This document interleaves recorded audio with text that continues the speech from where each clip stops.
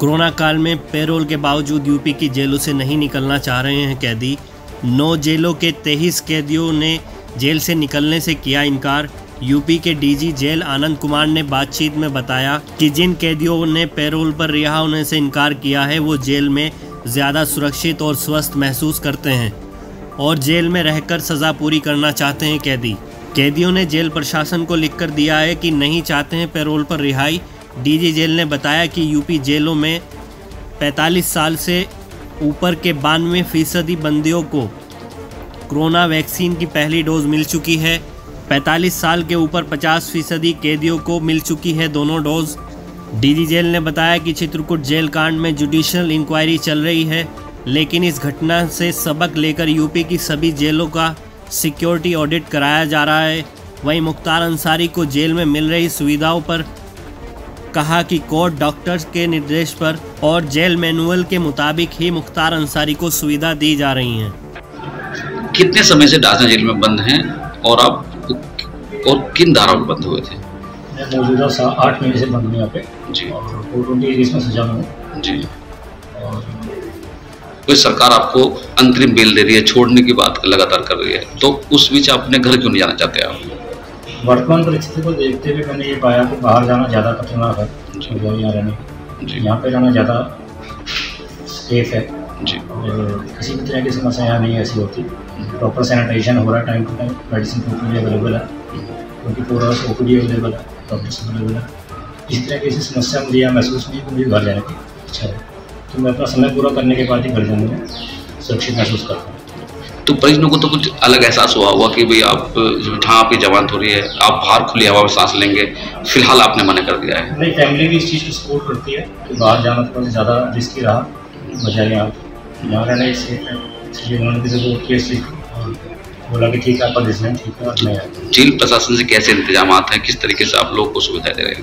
सुविधाओं के मामले में देखो तो यहाँ सब चीज़ें अवेलेबल हैं, ऐसी कोई दिक्कत नहीं है। जितना बेस्ट पॉसिबल होता है प्रशासन की तरफ से मिल रहा है। प्रॉपर योगा क्लासेस वगैरह कराई जाती है, मेडिसिन की अवेलेबिलिटी है, हैंड सैनिटाइजेशन की के लिए साबुन वगैरह मिलता है, सैनिटाइज़र वगैरह अवेलेबल कराया जा रहा है और बाकी सब चीज़ें ऐसी मतलब जैसा आप घर में महसूस करते हैं ऐसा यहाँ पे भी कोई दिक्कत महसूस नहीं हो रहा है। तो फिलहाल कोरोना से जंग के लिए जीतने के लिए जेल प्रशासन के जो इंतजाम किए हैं वो बाहर से बेहतर दिखाई दे रहे हैं। बाहर से बेहतर है और क्योंकि आप बाहर जाएंगे तो चांसेस ज़्यादा है कि आप इन्फेक्टेड हो, तो यहाँ पे सेफ साइड है क्योंकि आप जाएंगे ट्रैवल करेंगे इधर उधर जाएंगे, अपनी ज़रूरत के सामान खरीदने के लिए आपको मार्केट में जाना पड़ेगा, तो ये हाई चांसेस है। तो उसमें यहाँ ज़्यादा सेफ्टी आपको चीज़ें मौजूद हैं और आपको वो सब चीज़ देख के मैंने डिसाइड किया यहाँ पे रहना ज़्यादा। जिस तरीके से सुप्रीम कोर्ट ने गाइडलाइन दी है, जो 7 साल से कम अवधि के सजा वाले बंदी हैं उनको अंतरिम बेल की आप बोला गया है, जिस तरीके से बोला गया है, तो कितने लोग अब तक छूटे होंगे? और कुछ इस तरह पता चला है कि 4 लोग जेल में ऐसे हैं जिन्होंने बाहर जाने से या बेल लेने से मना कर दिया है। सर क्या कारण रहा और क्या क्या उनके नाम है, किन किन धाराओं में बंद थे वो? सर जैसा कि आप जानते हैं जेलों में ओवर क्राउडिंग और ये कोरोना की महामारी को देखते हुए माननीय सर्वोच्च न्यायालय द्वारा कारागार के जो 7 साल तक की सजा वाले जो विचाराधीन बंदी और निर्दोष बंदी थे उनको अंतरिम पैरोल और जमानत पर रिहा करने के निर्देश दिए थे, जिसके अनुक्रम में हाई पावर कमेटी का गठन हुआ था। हाई पावर कमेटी के निर्देशानुसार इस कारागार से 700 लगभग 750 विचाराधीन बंदियों को मुक्त किया जा चुका है अंतरिम जमानत पे और 54 जो निर्दोष बंदी थे उनको अंतरिम पैरोल पे छोड़ा जा चुका है। 4 बंदी ऐसे भी हैं इस कारागार में जिन्होंने पैरोल पे जाने से इनकार कर दिया है। जैसा कि हमने उनसे पूछताछ की, उनसे बातचीत की, तो उन्होंने ये अवगत कराया कि क्योंकि उनकी सज़ा अब थोड़ी कम रह गई है और जो वर्तमान में जो बाहर की स्थिति है इस समय बड़ी भयावह जैसे प्रतीत हो रही है मीडिया के माध्यम से। अस्पतालों में स्थान का अभाव है, दवाइयाँ नहीं मिल रही है। जहाँ तक कारागार का प्रश्न है, यहाँ सुविधाएं बहुत बेहतर हैं, दवाएं उपलब्ध हैं, सारी सुविधाएं उपलब्ध हैं, प्रोटोकॉल जो कोरोना का उसका पालन किया जा रहा है, बंदियों का खान पान योगा सब चीज़ों का ध्यान रखा जा रहा है जिससे कि वो इस बीमारी से सुरक्षित रहें।